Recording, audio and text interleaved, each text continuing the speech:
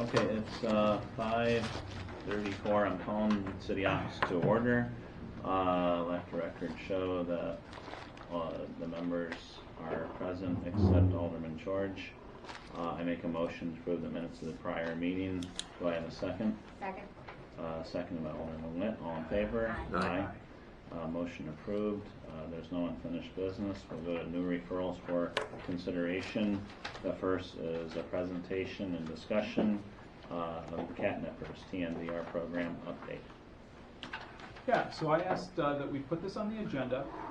I've received certainly a lot of inquiries from not only Ward 5, where there is a bunch of the TRAP program taking place currently, but just across the city as far as what's going on with our TNVR program, what's the progress, and I thought it might be kind of towards the end of the summer. It might be a nice time to reach out to Jamie Lawrence and the Cattaraugus County Catnippers, and she was more than happy to come in and give an update to the council and the mayor on how everything's going. So Jamie, would you please?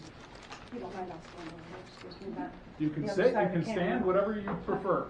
Whatever you want to do. Just don't hop on I my heard leg. this is a good spot. There you go. Yeah. It's a great spot. Don't sit next to Kevin. That one's down. Well, thank you for having me, and of course, thank you for all that you've done in the city of Olean. I've been at this 10 years in Niagara County, Erie County, and in 2017 ventured down here. You're only the third municipality to ever dedicate money to TNVR. City of Buffalo, City of Dunkirk, City of Olean.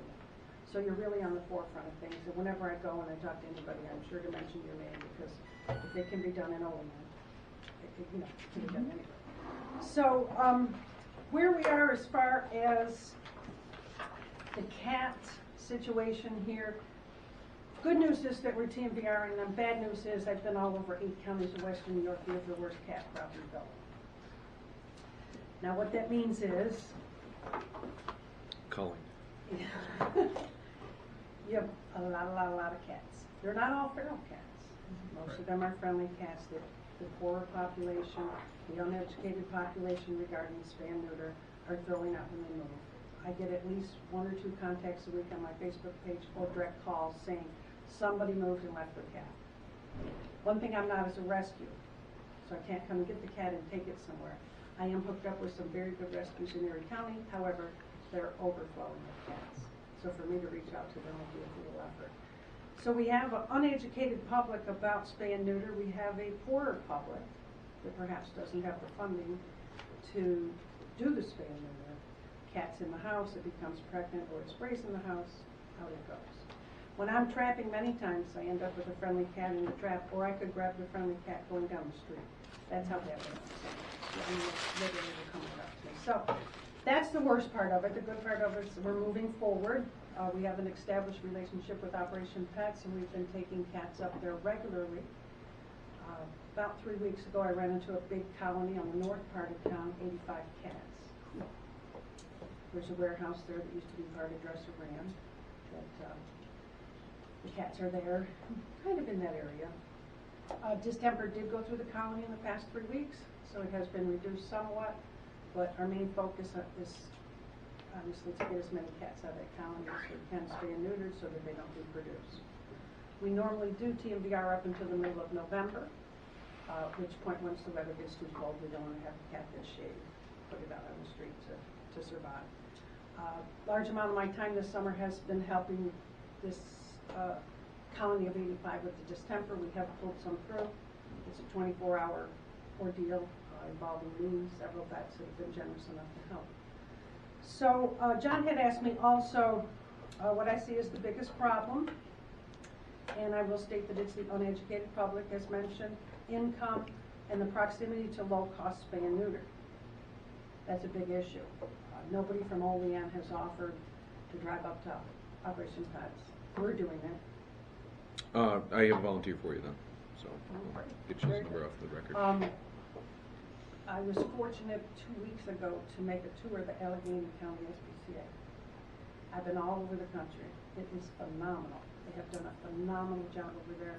I'm attending the board meeting of the SPCA here in Catt County, I believe it's on the 26th, to recommend that all the board members go over there and see the facility and hopefully utilize services that they've utilized, I would utilize the same architect, the same everything. They got like 90% of that donated by local people, local organizations, and through an agricultural grant that's given by the ASPCA out of New York City. I'd like to recommend that the City of Olean apply for that grant. That would allow you TNVR services, spay and neuter services. We have mentioned in the past about city-owned buildings, utilizing them maybe 1 or 2 days a week, just a vacant building that already has heat and electric. And if you do it right here in town, say you put out an RFP for a veterinarian or a vet tech, and you can do this all through this grant money, people can just walk their cats. And that's going to help tremendously get this problem under control. I don't see another way around it except bringing low-cost spay and neuter right to the facility. The money that's been allocated is wonderful. Once we get that colony of 85, we're probably stopping down the line 2,000, cats from being born. So, my suggestion, just to reiterate, is we look into applying for the egg grant. You will automatically get it because you're a municipality. I personally do not think the SPCA is qualified to utilize that money in the best possible manner at this time. What was the name of that grant? It's ASPCA runs the New York State Agriculture Grant, and if you go on to the ASPCA's website and look under grants, there's some that offer for just the spay and neuter. They're for municipalities. They offer for equipment. They offer for vet. I've been at several board meetings for the Cat County SPCA, and my friend Ginger Schroeder is their attorney that consults them on many different things. And they're focusing on a lot of different things there. And I know that they're doing their own spay and neuter at 4 or 5 a week Operation Pets, because I'm there, which is all great. But I know that there's a fractured relationship between the SPCA and the City of Olean. I can't mend that.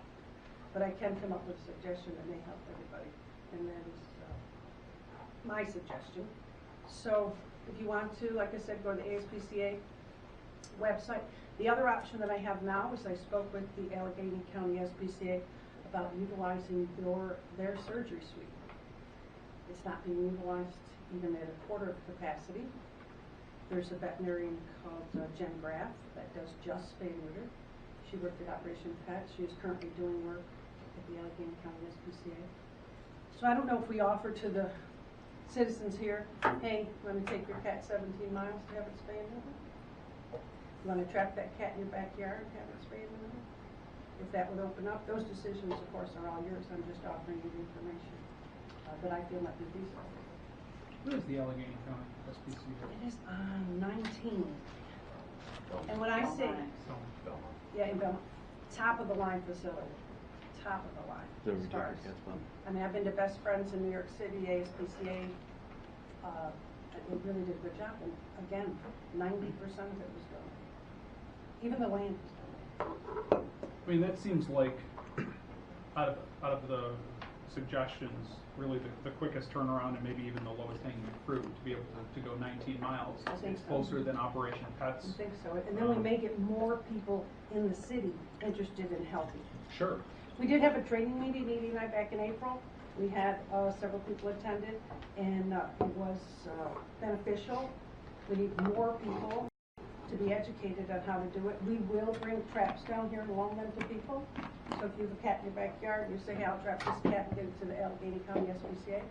Now that isn't set in place. I just spoke with them. They had a board meeting last week, at which point they were discussing it. Again, I'm offering you these suggestions. These decisions are not mine. I'm just here to offer you information. Quick question.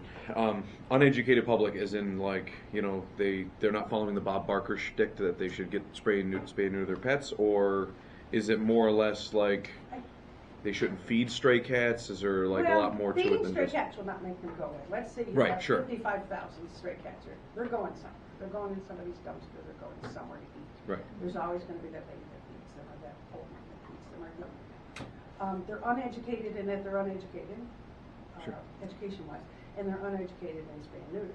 Okay. So they get this cute little kitten, and then they realize that they call any local vet, it's $240 plus to spay and neuter it, and obviously the funding isn't there. So- I think the demographics of Cat County, when I checked into it, at the poverty level is very high. Right, so, okay, so educating the public and more just the purpose of spay and neuter, the financial burden of spay and neuter, and then also educating the public maybe on that they shouldn't be feeding stray cats. If they're gonna take in a cat, they should have a cat, but not. Well, I don't want to say don't feed the cat, because as I mentioned, they're going to stay. They're not, this is their home, whether they're starving to death or whether you're feeding them 10 times a day. They're going to stay. It's shelter, hunger, you know, it's fight or flight. So Sure. they're going to stay where they feel safe. Right. You know, and if that's in the garage or a vacant warehouse as it is over in the north part of town. Did you see in this 85 other medical issues other than Distemper? We saw a lot of cats that are underweight. We did a local food drive on my Cat County Catnippers page. John reached out and said he had someone that would collect the donations here. The response was overwhelming. I had food sent to my home. What's it called on Main Street? Sweets? Main Street Sweets. Main Street Sweets. I was there today. She's continuing to collect, so that food is going directly to the feeder over in the north part of Olean to get these cats healthy. I've spent the last 3 weeks either keeping them alive or getting them healthy for spay and neuter, which is cumbersome. I don't mind the help, but it's been a tedious couple of weeks. Distemper is not uncommon. It happens. Unfortunately, it happened there, and it was I'd say probably lost about 14 to 16 to distemper. So we think it's run its course, and we're going to continue to track there starting next week. So how many total cats have been trapped, neutered, and released in the city? Well, trapped and taken to Buffalo, probably about between 55 and 60. Making it back here, about 48, 40, somewhere in that area. They're waiting for recovery, did Is it that make in the the surgery? They died. County in the They summer died or in their this- vet care, in my care. Sure. It's just temporary, it's inevitable. I have one in my basement, he's getting fluids twice a day because I'm a nurse, so it's good. Right. So that's out That's all of I this can do. 85 cats? These weren't other cats? So the only colony you've Oh, picked no, up no, so no. far? No, Okay. I've done Okay. other areas. Okay. But, Sorry. That's I've the been on, totality of the entire summer, been on Jamie. Buffalo Street, It's Warden 48 Avenue, 6th Street, Sullivan has a bad cat problem. Mhm. And then when I arrived at this 85, obviously, Mhm. I had to stay there. What And part again, of Sullivan? 1030 West Sullivan. Did you wonder if it's abandoned properties, if it's blighted properties? Well, there was an abandoned property there that I trapped some cats at on the corner, and then I came back and the house was gone. So. Now, did you pick up any cats over by 12th Street where we took that small shed down? I have not been to 12th Street, I just obtained the address there. I think that this 85, if we've done probably 16 dive, 30, we can probably wrap that up by the end of September. That would leave us October and November to move into other areas. If you'd like to email me what area you represent and where you have the highest complaints, if you will, from your constituents, because I don't have any of that. If you will, you know, I can this pass guy. along the contact. This guy actually just called the mayor's office, and Yeah, they I forwarded it emailed to me. them. Yeah, and I went over there and I'm like, oh, boy. I said, you've probably got about 45 cats. He goes, no, probably like 85. I'm like, okay. Can I ask you a question? Absolutely. You said you had 48 cats that were returned back here after? Correct. Is that from that colony, or you mean the No, totality all of over. the summer? Just the areas. that From we've this done. program? Correct. So- We did training in April. We started in April. Operation Pets was closed for 3 weeks. They did a renovation and added a new surgery suite. We started back up August 1st. Once I trapped the cats with distemper and brought them to the clinic, we had a whole big uproar because they presented very healthy. The surgery enacted the distemper. So we were in recovery mode then for the last 2 weeks and trying to keep them alive. But we will resume on Tuesday. The caregiver in the north side of town has been gracious enough to bring the cats to Buffalo. It takes me a lot of time, as you know, I live in the Buffalo area. It's an hour and a half down here for me. And he's gracious enough to drive them up there, so I appreciate that. What is the cost per pet, per cat Well, at Operation Pets? $55. Yeah. If they present with worms, which they say during surgery, It is the doctor's mandate to give them a shot of dewormer, if you will. That's a $10 charge. If I'm going to recover the cat for 3 days, I will administer the dewormer because I get it at $5 instead of $10. So we're doing everything we can to get as many cats as we can. The $10,000 I understand goes to is actually $5,000 from last year and $5,000 from this year, which will take us into next year. Moving forward, my counterpart, Phoebe Alkhouse, is having surgery on her shoulder. That's why she's not here today. But we are enacting a plan, and I'll put it out. If I could obtain everyone's email and send it to you, and you can make whatever decisions you feel is good. If you want to move forward with TNVR, if you want to reduce the population, this is a great start. This $10,000, but we'll just take it a step further. Anybody else? Well, and just so real quick, in the meantime, we can apply for certainly maybe look at municipal grant options. Yeah, look at that grant. I'm well versed in them, and Dr. Kathy McElinsky, who started Operation Pets, worked for the ASPCA, Right. and we discussed it, so I'd be glad to. How about options for you being a 501(c)? 501(c)? I can apply for it. Municipalities usually get the ag grant right away. Are there different options that you guys? Oh, there'd be options for me for spay and neuter. They don't give out a whole lot of spay and neuter money to the public. Like Feral Cat Focus is probably the largest feral in New York State. I work with her 92% of the time, and she works with Catnippers. They just don't give it to 501(c)(3)s like they do in the municipalities. And I'm not trying to set a wedge between you and the SPCA. I just know how it's all been going. It's the contract we negotiated. I helped with that contract with Ginger because I was with a few other SPCs. But I think it would be beneficial. It's free money. It's free money. And that's the only way you'll get this. The problem is horrific. Some parts of town it's nothing, and in other parts of town they walk right up to you. They're stopping. So, I guess for the sake of the public too, it should be, clarified a little bit. So the money that the city has set aside is really aimed at covering the cost of the feral cat, right? The feral cat. The trap. Now, if I get a friendly in a trap, I don't know it. Sure. I picked a trap like this.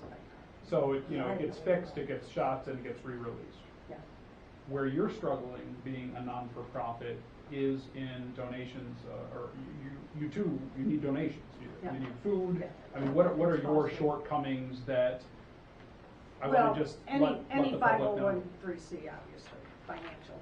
There's Sure. financial. I mean, the biggest thing in this particular case of 85 is the recovery of the cats, feeding them every day, litter every day. I just brought cats back. I've had 6 weeks. They're getting a lot of food, a lot of litter. Thankfully, the city is paying for the spay and neuter. Right. One thing I am going to do before the snow flies is contact Karina and Dunkirk and see if they can allocate some food, because they do. They give to every SPCA and they give to most 501(c)s and say, hey, can we at least get a truckload of food here? We'll deliver it, hand it out in your districts, do whatever you want to do with it, as long as it gets out there. Well, my friend Jody, who owns Main Street Suites in Allegheny, has offered her shop up as a place to accept donations. Oh, people have been twice. She took a truckload over directly to the caretaker of the place in North Olean. I picked up some, and some was sent to my home, which I said to the caretaker today, I'll bring down anytime you need it. He says, I've got so much right now. I said, the minute you need it. Good. So, think about that Marina thing, because that could be, I've been in politics a long time. This could be good for all of you to hand out free food in your district. Especially in summer. Yeah, if you're interested. I'm going to reach out to the 2 people that I know of. Okay, very good. Hey, thank you for coming in. Thank you. Appreciate it. Thanks, Jamie. Yeah, and let me see. Why don't we just pass around the paper and everybody put their email on it, and I will lay these ideas out for you, or do you have something? I can email that to you. Yeah, you have something. Great. Then I am heading home after a long day in Olean. Thank you, Jamie. Good to see you. Good to see you too. Okay, the next agenda item, 6619 by Alderman Andreano, to enact a local law to grant a partial exemption on real property taxation. That's not the law, to a certain This senior is a citizen. proposed law. We do hand those, pass them Sure. that way. I'm gonna talk. Alderman Andreano, take it away. So we all received a letter this summer from the gentleman in charge of real property in the county. So I called and chatted with him because he asked us to put together this law. And what had happened is in 2007, the city of Olean actually passed this law, the exemption for the elderly. So what it is anyone, and you'll see in the law, of your income.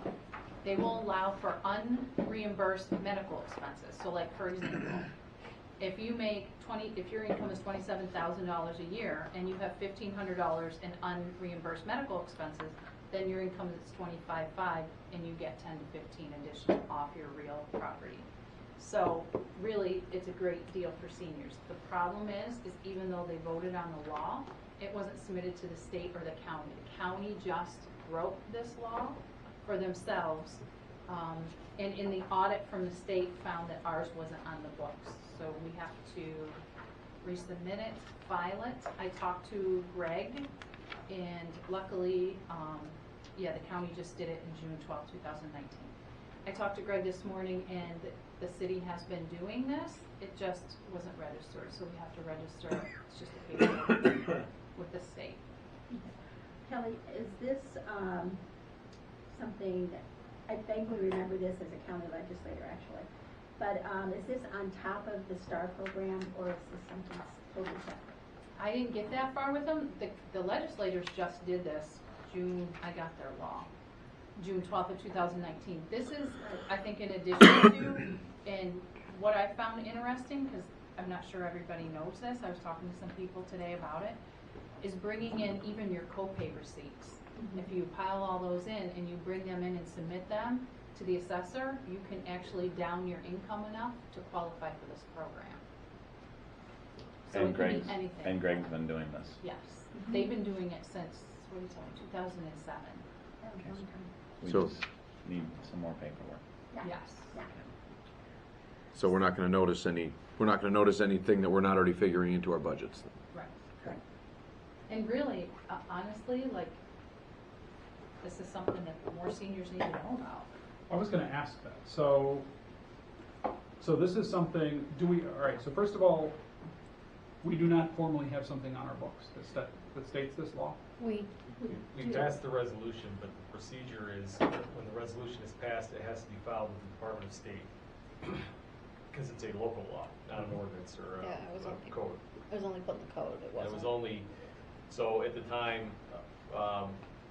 whoever was responsible for sending that on, it didn't get sent on to the state. Or, and I would say most likely, I'm not gonna point at saying somebody didn't file it.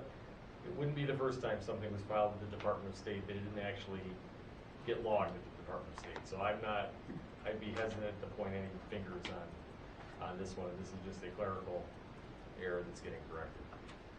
Okay, so the city currently does this, and it's been doing this for a long time. We do have something on our books that looks like this Correct. on our local code. But by doing this again, it will this time get logged with We can The resubmit Department it. of State. the Department of State? Correct. And is this something that needs to be updated annually? No, So once this is done, it's done. correct. And then it goes to the next question is how many seniors are actually doing this? And how do we educate more seniors to do this? I can look to the mayor and Right. Greg on that. Yeah, we'd have to get, I didn't get that information from Greg on how many seniors are getting it, but it's, it's out there. I think it's well known within the community that there is a senior exemption. Maybe the part about how you can lower your income. And I think the co-pays is key because when Dan from Real Property was talking to me, it makes sense because most people on Social Security, their income is going to come about 26, 27, if Social Security is your only income a But year. there's, But what he said is the co-pays, and I said a lot of people might not know that co-pays would count. If you kept track of your co-pays, you can also submit those, and sometimes, you know, co-pays for drugs, co-pays for dental expenses, things like that that aren't necessarily covered under Medicare, especially if you don't have a supplemental drug plan, because a lot of seniors can't afford the supplemental drug plan. So that would add up quickly. It's true. Greg, when I talked to him today, he said he's been doing it, but he didn't give me a number. And I think the only reason in speaking with Dan from the county that this came to be is with the county just passing this law in June, and then they became audited, they found where certain municipalities hadn't filed with the state. You know, Cal, and I think in our municipality, as far as OEN goes, we don't see a lot of it coming out of our tax dollar, our property tax dollars, because we have so many seniors that live in senior housing. And if they make between 18 and 25,000 a year, most of them don't have a home anymore. You know, they're in an apartment. So I don't think, as John pointed out, I don't think the financial impact is going to be really anything. So, but I think educating the public, because I'm sure some people have moved here and don't realize that they can do this.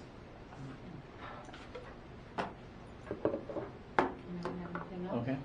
There Anyone will- have But I questions will on say that? our assessor's office does do a pretty good job of outreach. There's usually a steady stream of senior citizens in the, right around tax status day, right around before March, when you have to make and claim any exemptions, we do see a lot of people sticking their head in there. I guess I would just be, and maybe Bill could follow up with Greg, or I could reach out to Greg.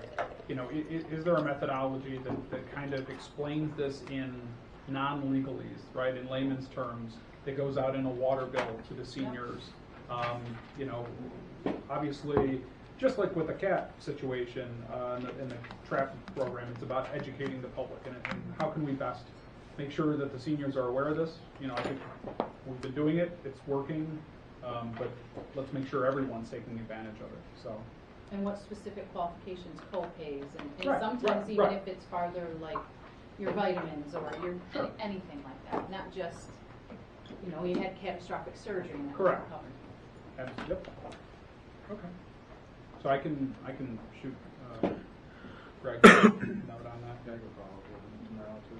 Thanks, Bill. And there'll be a public hearing too, since it's a local law. It's just required.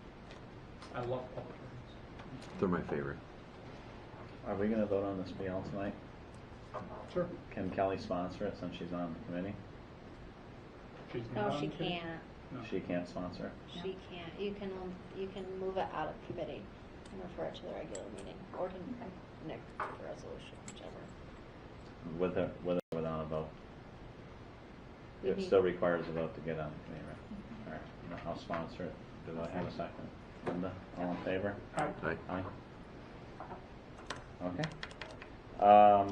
The next one, discussion amendments to Code of Ordinances Section 2162, costs of hazardous tree removal in subway, split 50-50 between city and property owner. I wanted to talk to everyone about this. I don't think I'm the only one observing this, but since we did the split with residents or property owners with the 50-50, which I don't agree in theory, but in practice it's been a little bumpier road, because what I have been observing is the cost of the city to prune or remove a tree is much higher than the price of a person to go get it done privately. And what is happening is, I see it repeatedly, is even after the 50-50 split, it's still a way better deal for the property owner to have it done privately through a private contractor. And I don't really think that was the intent of what we were aiming at. It's not a good deal for the citizen, so I think we need to tweak this thing a little bit. My initial idea was we just need to change the ratio from 50-50 to a different ratio, like 25-75 or 1/3, 2/3. I did speak to the mayor about it today. I thought he had a good suggestion that we could discuss here, is instead of changing the ratio split, offer to pay the difference if they go get it contracted themselves. So we pay the 50-50 on their price instead of the 50-50 on our price. And I think we're allowed to do that. Is that that We something would- we can do next? We would What issue are we them a gonna do? refund. Yeah, like we're doing with the sidewalk program? Yeah. It's like we do with the sidewalk permit. Right. I had two of my residents, and both trees had to come down, but they told me the same thing. Yeah. It costs so much more to have the city do it, so hopefully now they'll take it Well, down. I brought this up a little while, a number of months ago. I had a resident who had a tree removed, and just to give you kind of round numbers, for the city to do the tree removal, it was $1,000, right? And so that meant the resident had to pay $500, the city paid $500 towards that. When they went out and got a private bid, it was going to be $800, so, or $700, say, right?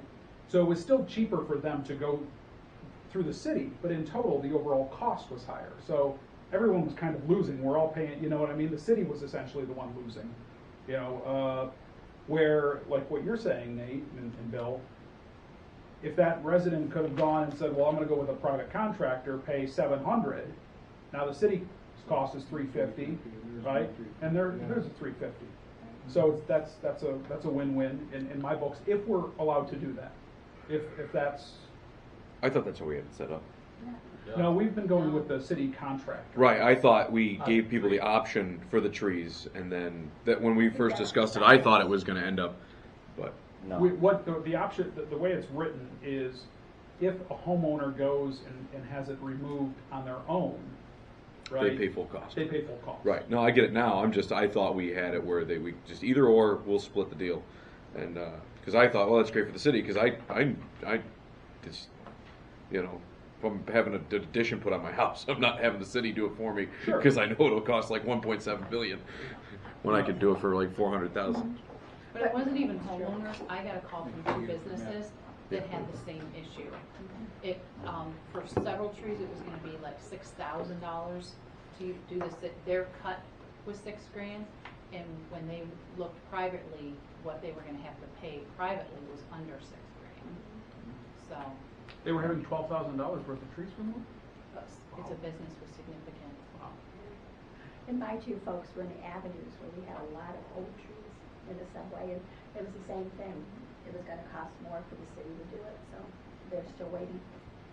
And I know- Yeah, those old trees. Like think about just trying to remove a tree at Oak Hill Park. It just If we go to this system where the person can contract it for themselves privately and the city would reimburse them, it would still be permitted through the city, and correct me if I'm wrong, Mayor, but at the direction of our city forester to her specifications, right? People aren't just going to get a tree trimmed and be like, oh, you owe me $50 because I No, just said that. I think if we It's- do it, it's not going to be like that. I think if we do it, we should set it up the same way we have the sidewalk program. They have to do an application to us for it. And Well, it has to be a certified person, that's what they do. I mean, For yeah, it's the- got to be contracted. That's- For them to touch any There's no- trees in the city right away anyways, they have to have They have to have- authority, either from the tree board or from the city forester, right? Right. Isn't that, I mean, how we have it set up? So, in theory, this will end up saving not only potentially homeowners more money, but the city more money. Yeah. I think Does that's- anyone have a problem with this or questions or? Bob? I think Yeah. it's positive, as, you know, like you said, we do an application and take pictures of the site, because often contractors will like drop the limbs on the sidewalks and break the sidewalks, so we can hold them more accountable that way.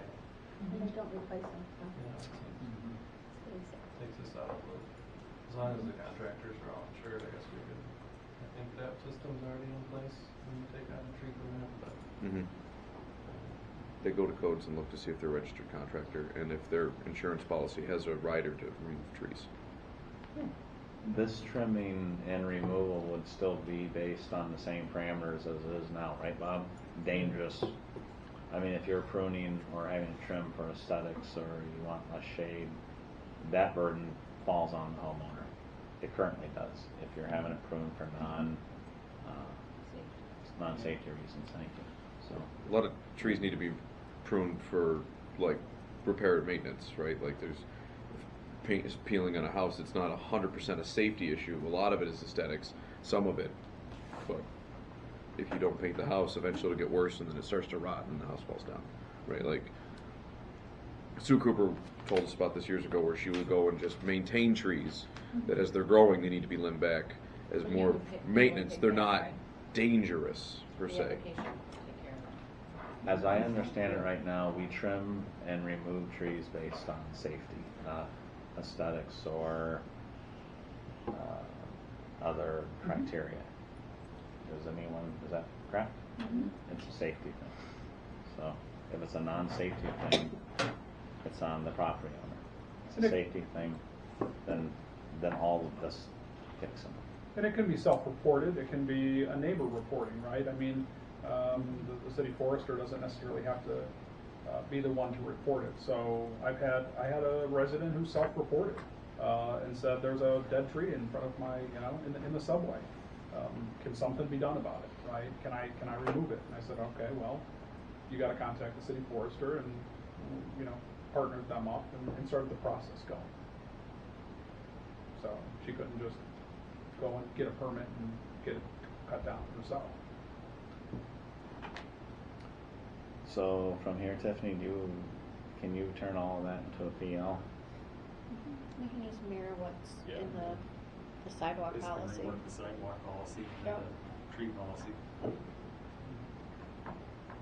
Okay, so what in essence we're gonna do is let people privately contract to have their trees trimmed or removed for safety reasons, and the city will reimburse that cost 50%.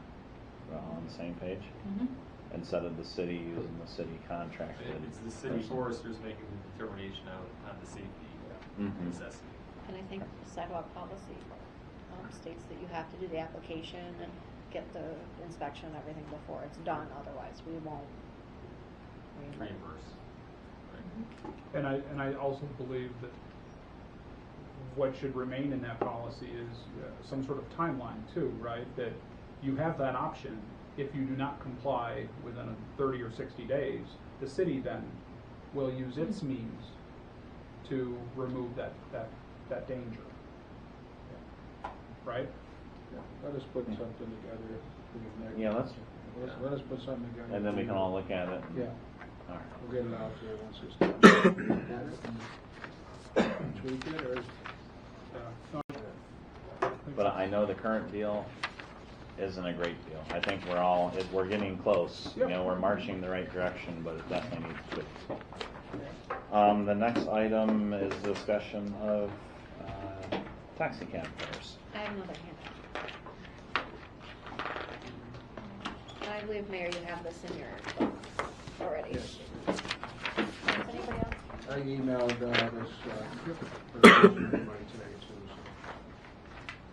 So. This was brought to me by the owner of STT Taxi Service in Olean. His name is Rex Bennett, and he contacted me because the city sets taxicab fares, and he says they haven't been changed in a long time, which they have not since 2011.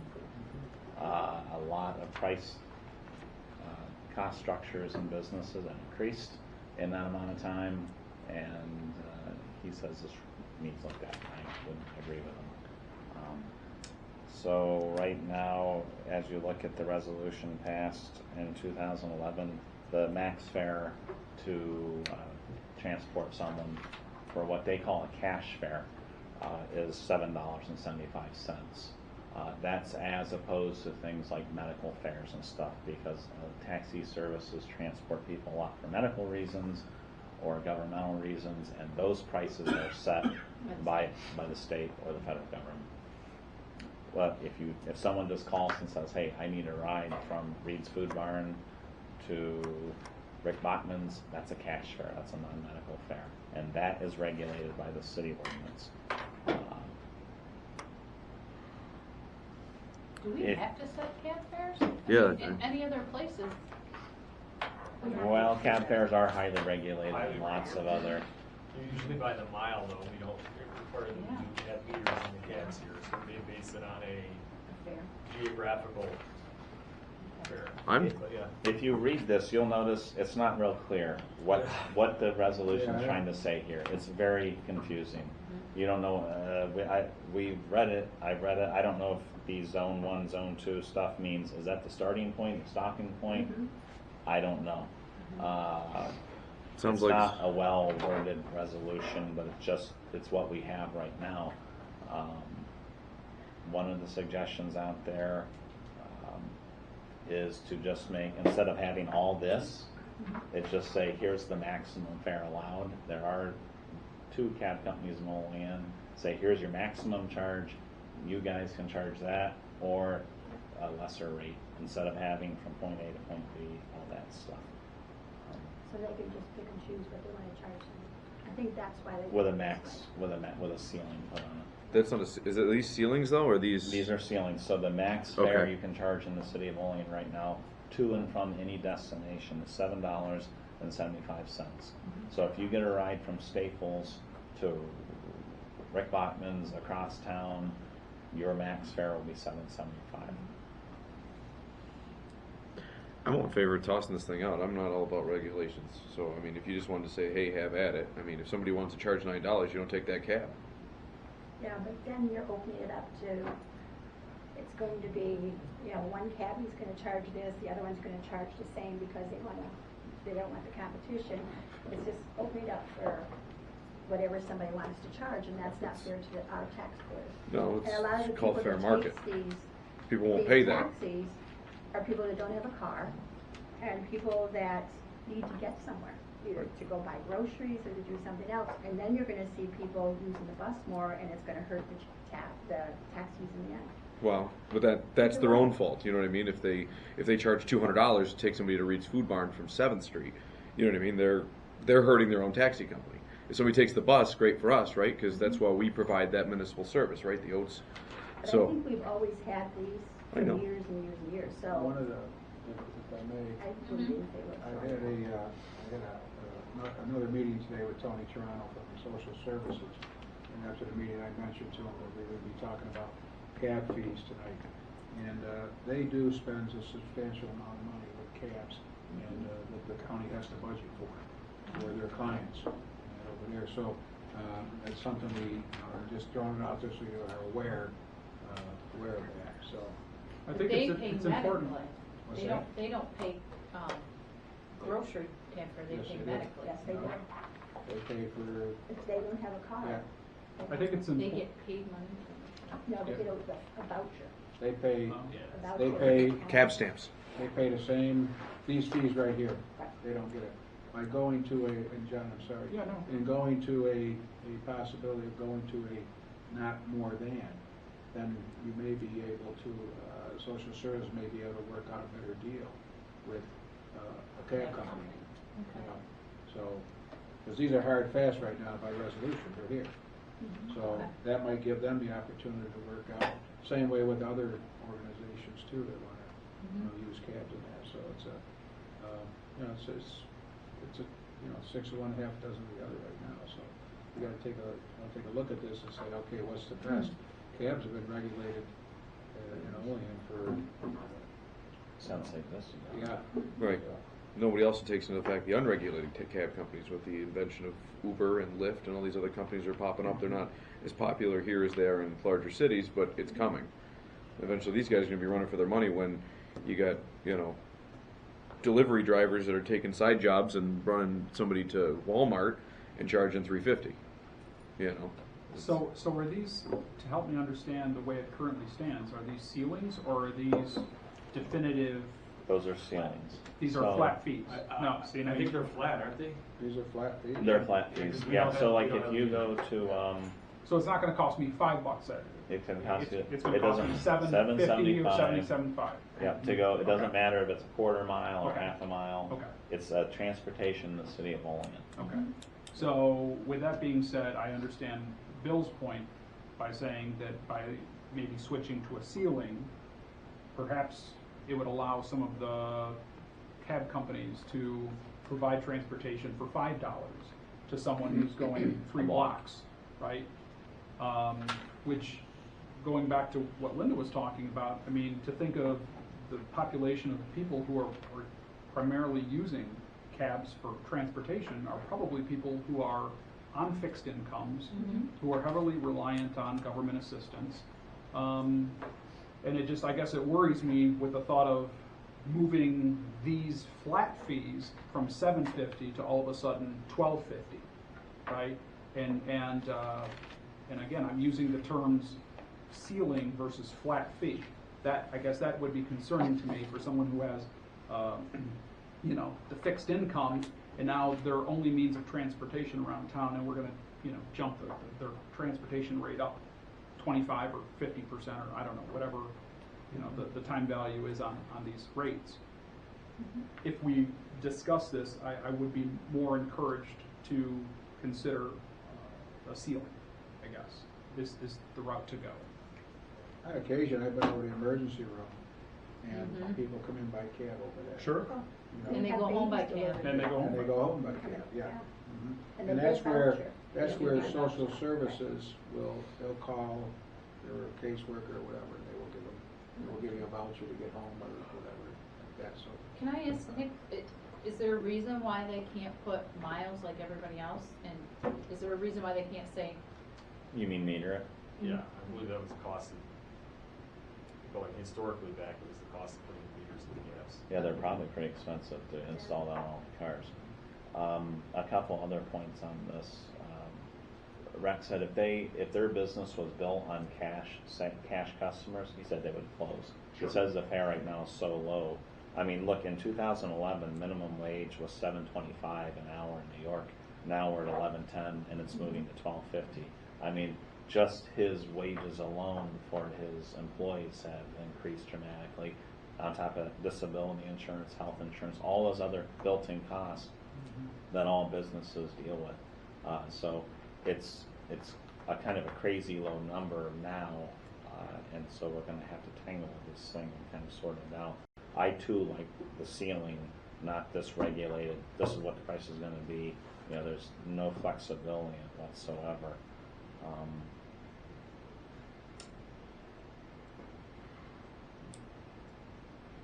I don't know. As a ceiling, I guess I would. Go ahead, John. I was just going to ask about looking at some other municipalities, Jamestown, Hornell, and I mean, maybe not Buffalo, because I would assume they probably have meters in there, so it might be a little bit different, but Dunkirk, I don't know, Fredonia, something to see maybe what their taxi rate code says, to give us maybe some other ideas. We can ask Tiffany to call around and those municipalities and see what they do. Yeah. I would even go as far as talk to Tony a little more and get, do they pay this fee or do they pay lower, being No, a county? They pay this fee, yeah. That's why I asked him, do you have a contract with them? He says, no, we pay this fee. So. But, you know, I mean, if you had, if you gave the cab companies an option to, you know, to kind of give the county a bid, maybe there would be, you know. They could though, couldn't they? Because then it wouldn't be a cash sale, it'd be a contract. Out of this, well. Well, yeah, because that takes them out of this ballpark. Which is actually better for the county. Yeah. Well, that's right. Yeah, it doesn't hurt us, and it would benefit them if they could leverage Right. one cab company against the other to get a rate lower than our max cash rate if it's contractual. Right. Okay, so Mary, you'll find what other cities are doing, and we'll put this on for the next city ops meeting to discuss it, and we'll go on from there. Sounds good. Okay. Next item is discussion Wayne Street crossing at YMCA. Do you know who is this? Is this you, John? So I've been approached by the YMCA to talk to the council about possibilities of installing. Everybody wants one. We're holding on to them like, you know, we don't want to. But installing one of the flashing lights, The iHawk. the beacons, on Wayne and 10th. There is a crosswalk currently, but they have a large facility for their daycare facility on the north side of Wayne. and they're using obviously the YMCA for different programs, and so they're moving kids back and forth across Wayne Street, and we just don't necessarily have a good history of people stopping for people standing at crosswalks, and so they would like to throw out the idea of installing one of those. I forget the initials. Hawk. No, RF. not a Hawk. What are they? Oh, the Hawk was the expensive one we didn't go with. These are the- Bob, what's the initials? RFB. RFP? RRFB. RRFB? Rectangular rapid flashing beacon. Wow. Yeah. RRFB. Yeah. I think I forwarded the email on to all of you from the Lion Committee. That's a tough one. Yeah, Man. yeah. Hopefully you don't have Yeah, they epilepsy. requested, because she led me to believe in, that one of the mid-block crossing, somewhere in the area of the problem is coming down, walking across the drive, and this is not a new problem, we've been dealing with this for many, many years, looking at it. Coming from the daycare center, and they can't go up to 12th Street because there's no sidewalk in the Dresser property. And then to go the other way, even down to 10th Street, they have to go into the parking lot of the building there. It used to be the old call center. So when we talked back then, Dresser was considering doing a sidewalk. Park Center was considering doing a sidewalk. So, going up to 12 already has what I call the walk, don't walk there.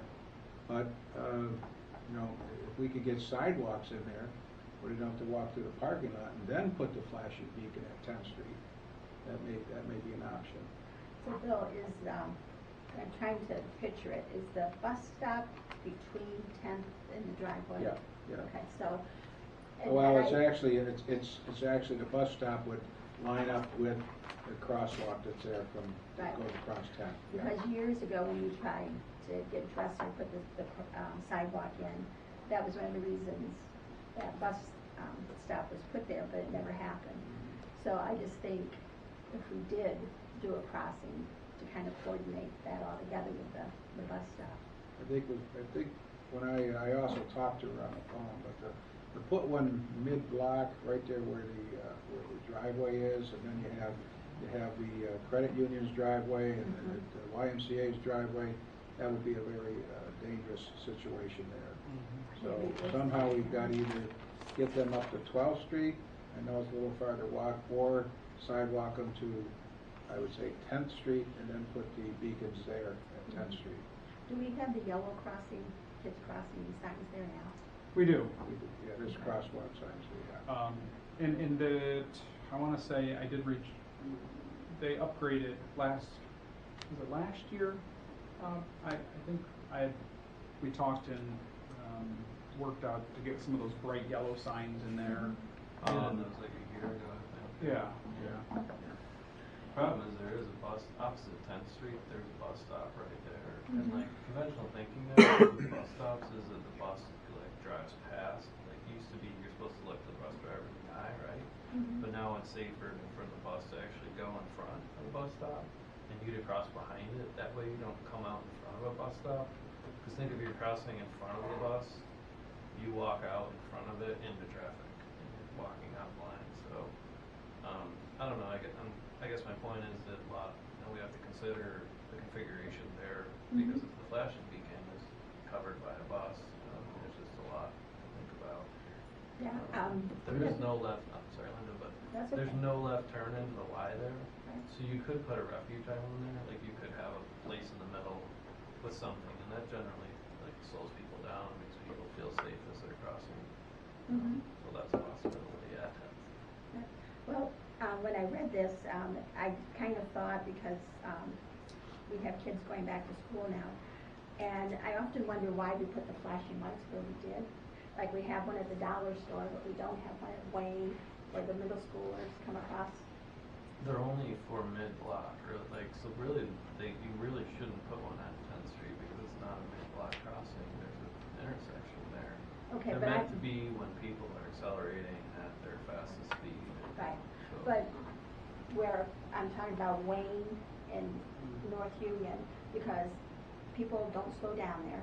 And when you see little fourth graders running across and people are trying to figure out if they should go on the roundabout, come out of the roundabout, people go, people don't stop. I saw a little guy on his bike trying to get across in front of Tim Hortons, and he didn't know what to do, and people weren't stopping for him.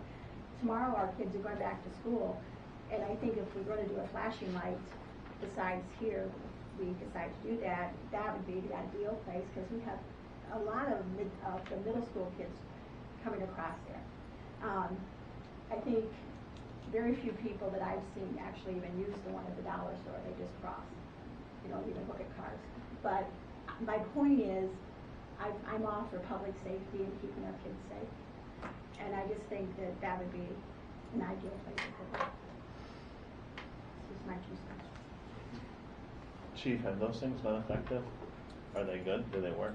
Well, we didn't have a lot of pedestrian motor vehicle accidents before, and we haven't seen an increase or necessarily a decrease. The problem with those things, as I see it, it's just driving up through there, is if you cross that and don't use it, the drivers are all relying on you to use that, to push the button. But when you don't push the button, they're anticipating nobody going up through there, and they don't even look. When that's not flashing, they assume that no one's there. And so if you're going to cross at that and use that, you must use the device. Otherwise, the likelihood of you getting run over, I think, is much higher, because people assume that no one's crossing because the lights aren't flashing. So I think there's more of a negative effect to that than people realize. Right, kind of like a street light malfunction. If it's showing green on all sides, people are going to go because they're relying on the light. Yeah, they just assume when that light's flashing, okay, somebody's crossing, I'm going to pay attention. When it's not, they're just motoring right through, they're not even looking. Yeah. They don't. And for Wayne Street, it's not a big deal to add one of these units for the fact that, like the original thought that the former DPW director brought up, and I believe Bob has brought up multiple times too, the more of them you have, the less people care about them. They're not as, you know what I mean, you have 2 on North Union Street, those are the only ones. People are like, okay, wow, there's something big and important here. Immune to them. Exactly, yeah. If you start adding one at every mid-block set crossing, you know, there's 10 of them across, 20 across the city. You're If like, I remember correctly, we initially installed those due to a couple of handicapped individuals that lived in the area. The one They were above not put in because of the the- general public. Right. They sell when they don't get used. well, the only They just sit there. That was the Which main ones one. don't get used? The one at the dollar store. I Oh my walk all the gosh, time. that's used all the People time. run across there all the the time. dollar, without- the Oh. dollar store. Was that the one? That's for used the when live I'm out store? when I'm out for lunch or out, and that thing is flashing all the time. Which dollar store? Because I know there's one over by One by like station, Community Bank. Central Right Station. in Hamilton.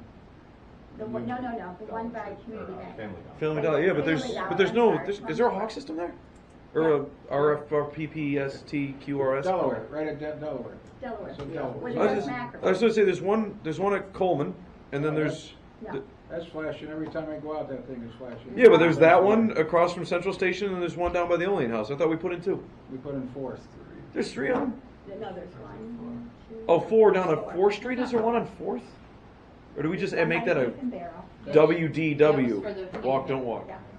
And they asked for Those the were put in. $1 Yeah. Those were put in with the help of And- Howard Yeah. down at From Directions of Independent Living, they get money. Yes. Yeah. And My And point they is- asked it to go to the dollar store because a lot of their people living there use and frequent that facility. And then we added flashing lights to the crosswalk at 4th Street because that's near independent living. If I remember correctly. I thought we were supposed to do something with that. So can we get one on Wayne Street? Circle back around. So, I would. So can Yeah, I let's get one sew on this Wayne up, Street? guys. So this is Wayne Street. Can I get one on Wayne Street? I would suggest that we have Bob and police chief and the fire chief take a look at that area, and Bob come up with a plan on what you think would be what could help down there in that area. I don't think we've had any pedestrian accidents down there. Yeah. I mean, I think to it's a rely on a safe- device for a safety thing, you're much better off if you have a large group of kids, you have 2 adults go out there, you stop traffic. And they you usually watch the do. kids go by. See, those kids are accompanied by 2 adults. Right. The kids from middle school, the 4th graders aren't. That's my concern. Be careful suggesting that type of device. They're experimental, so like there's a lot of data collection happening on those. Like FHW, like the Federal Highways Commission, like YMCA, you know, they expect you to prove that they need a certain warrant, right? That there's a certain crossing and the distance isn't 35 feet, so. Right. It's not fair. Another question, Bob. It's at least You know 40 the- feet there, so. You know, the pedestrian crossing, the yellow, and then it has a yellow stripe down the pipe. Are those for certain crossings? Because I don't see them everywhere. The state started putting those in, like, I don't know how I feel about them personally, because I think that you look at the sign and you don't necessarily look at the person, that the person should be illuminated is what I've always read, so, you know, that should be, I think, the focus of. The home of Olean's new walking crossing bridge. where it's starting. Okay. Now, I was just wondering what the difference between those. Tunnel, I like that even So better. far, It would look like Bishop yeah, Street Bridge. Till it rains. That's just my concern. Kids can learn to swim. The little ones. Okay, anything else on this? Are we, we're good on that? No, We're we've gonna been get more derailed. data? We're good. More data. More data. Good. Okay, approval of committee reports, we do have that, We correct? do have I make a motion to approve committee reports. I will second. Seconded by Alderman Doherty, all in favor? Aye. Any opposed? Reports are approved. I make a motion to adjourn. Do I have a second? Second. Second by Alderman Crawford, all in favor? Aye. Aye. Any opposed? We're adjourned.